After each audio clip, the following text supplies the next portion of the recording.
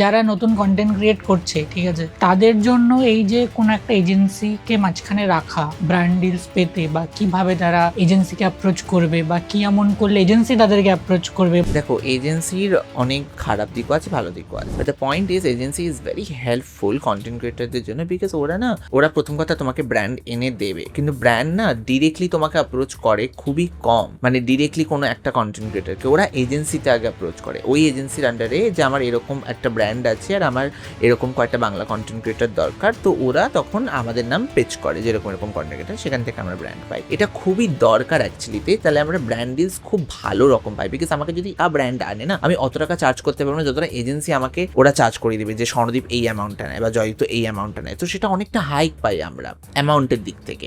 তো সেটা একটা লাভ আছে, বাট এবার আরেকটা ক্ষতি আছে কি, ওদের অবভিয়াসলি টাকা দিতে হবে, সেখান থেকে ওরা পার্সেন্টেজ কেটে নেয়। তাও অ্যাভারেজে কেমন পার্সেন্টেজ কাটে? 20, ওরা 20% কেটে নেবে, তারপর তোমাকে দেবে যতটা। সিমিলারলি তুমি যদি অ্যাসপায়ারিং ক্রিয়েটার হও, তোমার একটু কম ফলোয়ার্স আছে, তুমি পিচ করো যে তুমি কাজ করতে চাও, তুমি ওদের আন্ডারে আসতে চাও, কয়েকটা ভালো ভালো তুমি 10টা 20টা 30টা এজেন্সিকে পিচ করলে, তো রিপ্লাই ডেফিনেটলি দেবে, সেখান থেকে তুমি একটা এজেন্সি পেয়ে গেলে।